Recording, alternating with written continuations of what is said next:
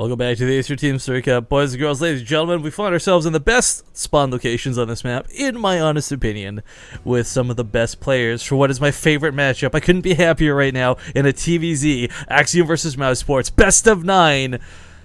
But it's a best of 1 between these players. Spawning here in the bottom left corner of the map, spawning for Axiom Esports, the blue Zerg player. Oops, sorry. It is Impact. Yep, right. As the red Terran, it is HeroMarine.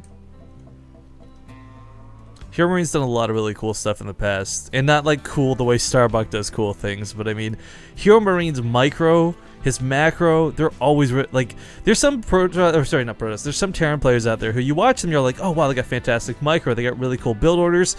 But like usually where they lack in macro, they make up for micro or vice versa. HeroMarine's kind of got the field covered. He's one of the youngest kids. He's from Germany.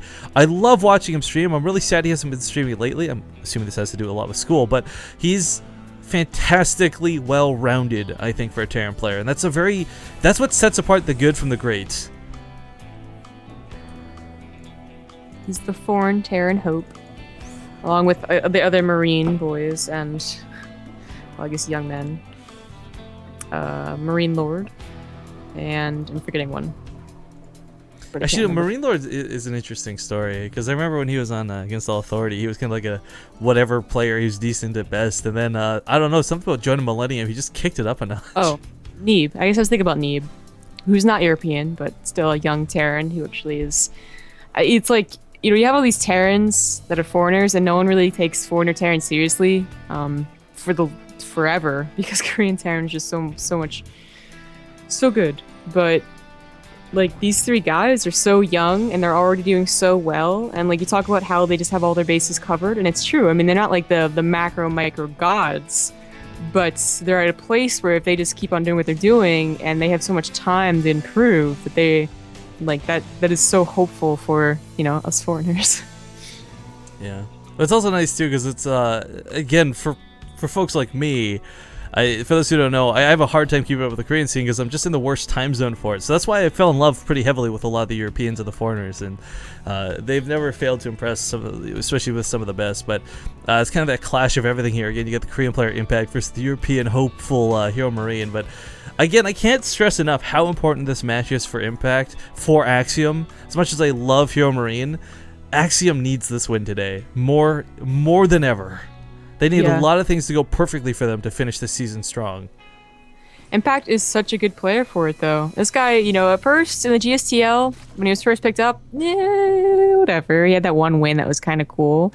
And then suddenly, in the past few months, he's really exploded, really shown, I guess, he's been showing in practice or whatnot. Now he's kind of their ace player, where it used to be Ryung, I guess? I don't know. I don't want to talk about Ryung. I feel really bad. The Rifkin curse is too real. I'm sorry. No, but all jokes aside, you're right. Like, Impact's kind of shaped up to be this really talented player that's been, I would by no means say carrying the team. That's what makes Axiom a very interesting team, actually. Yeah. Because, like, there's the jokes about Team Tasia, there's the jokes about Team Jakshi, but, I mean, there is no Team Crank, there's no Team Impact. They actually work really well, and the thing is, with how diverse the race spread is on the team, they actually complement each other pretty nicely. If anything, I would say I wish they had another Zerg player, but it's probably not within their budget. Yeah, that's why they released that thing, whatever it was called, that was really cool. But I think they had similar ideas. I'm sure Crank is talking to him about like what can make their team a better as a team. And I know Total Biscuit was kind of, you know, he was a little bit, I don't want to say in favor, but he was open to the idea of like a pro league style as opposed to a clan King of the Hill style, which is that's what the all kill format. You know, he's been very vocal about his dislike for the all kill format. I don't know. I'm kind of jaded because like I find it to be really entertaining because I find myself very easily, I guess, allured in by some of these players. You know, it's easy to fall in love with some of the play styles of one particular individual. But on the other, you kind of see the point he makes in a lot of the threads where you're like, okay, you know, it doesn't really showcase the diversity of the team as well as say like pro league formats do, but. I think the Acer Team Story Cup, honestly, is just where it's that just right amount of what we need. Maybe if there's like 7 tournaments that we're all doing the same format, that'd be different. But, you know, I think it's more like it's what it can do. You know, it's very entertaining still, and we're not going to take that away from that. But it's like, you know, you can't... Having a pro league style is just so hard. You know, all your guys always there on the roster. You know, some of these teams have said, you know, I guess 1 or 2 guys that just don't show up and they can't play them. But that's not so bad because hopefully their guys can make up for it. But anyways, maybe in the future we'll have like some Pro League, some all-kill format, just like, well, Pro League does actually, has some all-kill formats. The Lings did get into the natural, but they didn't scout a whole lot. It's not been anything you wouldn't see usually anyways. And I think that Overlord is being shoot out right now, which is important because HeroMarine is going for something a little bit weirder. Well, I just want to give a salute to that poor Reaper. That guy just like dived through like 2 mineral lines, 2 queens. I don't know what he was doing. But yeah, HeroMarine, I mean, he's not exactly rushing out. I mean, for Impact, he scouts with the Overseer, right? So he knows that something's taking in that tech lab, and that's not a fake. He sees the second barracks in the back, which is more important. Yeah, seeing the starport on the reactor, you're like, there's no way they're only doing that with 1 barracks and 1 factory. That's almost confirmation in itself. But of course, seeing a second barracks is literally confirmation. Oh, we're gonna have Hellbats in just a moment's time. That's gonna make this push even stronger. That's interesting. Yeah, so this push usually is, well, usually you get a Viking with it, but he just goes for the double medevacs. Okay. But now, as long as he keeps the Hellions alive, and he has 6 Hellions, this attack is, as you said, going to be even stronger. You are giving away something for it, though, and of course that's the 3rd command center and the double upgrades that you usually would see. Right, I mean, the thing about this attack is it's kind of a blitz move. It's not necessarily an all-in out of the Terran player, but it does dedicate heavily to the point where if you've done enough damage, you happily recover. And if you don't do enough damage, then you're definitely behind, but at least not out of the game. The Mutalisks coming out too. If this was just Hellbats and Marauders like we've seen some people talking about and theorizing, this would actually be devastating because the Mutalisks would just destroy. But there's a lot of Marines with Stimpack on the way to 1-1 in combat shields. Now, he's not going to be waiting for combat shields and 1-1 to finish up for this attack, but it'll be that sort of nice happenstance if the battle goes on so long that they kick in. But transformation servo is now available. He can transform these if he wants to. Hellbats do significantly more damage. This is a very good build for the new patch. I'm surprised we haven't seen this one yet.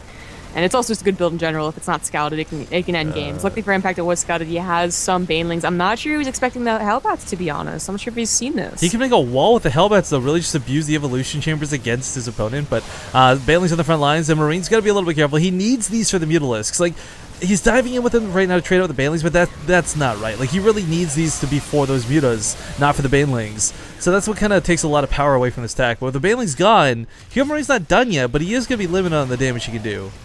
Yeah.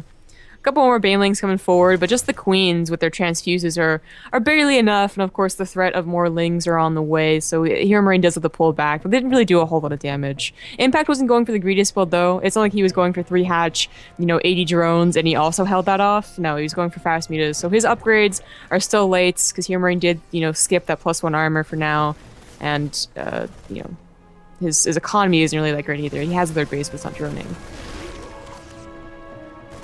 Well, coming here to the south, that 3rd base has been revealed. I mean, HeroMarine, the thing is, like I said before, he has to do a bit of damage.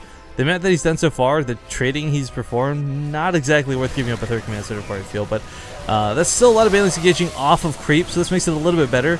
You pretty much never want to engage off of creep, bottom line. Hellbats transforming will actually fry these Lings alive, and now he can focus on the Mutas if he wants to. This will drive Impact back, and of course, with those Banelings, again, can't engage off of creep. Well, I guess you can, but you shouldn't. Not sure why he felt the need to go ahead and do that. Maybe he thought just barely he could take on the Ling. Marine Force with just the Lings, but forgetting maybe that his 1-1 was so late. I don't know. Here Marine's still working only off of 1 engineering bay and no 3rd command center. I mean, that's actually do a lot of damage to these Banelings in the run by, but they still get some pretty decent connects. Takes out the Lings though. Medevacs are going to back away. He could easily focus fire down, I think, at least 2 or 3 of these Mutalisks though. Now this is kind of an importantly odd point to make, guys. We see him rallying Hellions across the map, not Hellbats, even though he can make Hellbats. But the Hellions will get to the front lines way faster, and then transform once they arrive. So it's a subtle thing, but a really cool thing. Losing all the Banelings to the Hellbats is what HeroMarine wants, so Impact will probably need to be a little more careful about that. Has some in reserve, however. He's just holding this off. I mean, yeah, it's not completely squashing it so there's no counterattack, but it's still not what HeroMarine needs. Right, in this tug-of-war battle he's been playing, he keeps slowly getting pushed back, even off of creep. The Mutalisks count hasn't really been hindered too heavily. He's only lost 3 so far the course of this game, and I mean, HeroMarine is still not on the 3rd CC. Yeah, and What's really important is that Impact just hasn't been completely devoting a lot of gas, like all of his gas, into Banelings. He's been able to, you know, trickle out mutas. So originally started at maybe 8 mutas, is up to 13 and shortly to be 15. So every time there's just enough Marines for 8 mutas, it's not enough for 15, you know? So he's eventually going to have a good muta count, one that will not only squash the attack, but the counterattack will be so powerful. And there was a counterattack, not with mutas, but with lings. They somehow got into the main. Oh, yeah, we're getting squashed right now. HeroMarine's taking a little bit slower, which I like. He's waiting for a lot of units as opposed to just, you know, trickling in, being patient, taking down the creep. That's a lot of Banelings rolling from multiple angles, though. Still, the Baneling count might be a little too high for HeroMarine, whose Marines are coming out 7 at a time, not 11, not 13 like we're typically used to seeing. And it's this devotion to this attack that's making this so... I mean, like, I understand his idea of not wanting to give up. There we go, GG. But, like, how did he stop this, like, 3 pushes ago? He could have still tried to expand. He could have tried to maybe get some upgrades out, but devoting way too long to that attack cost him in the end. 3-2 now is the score.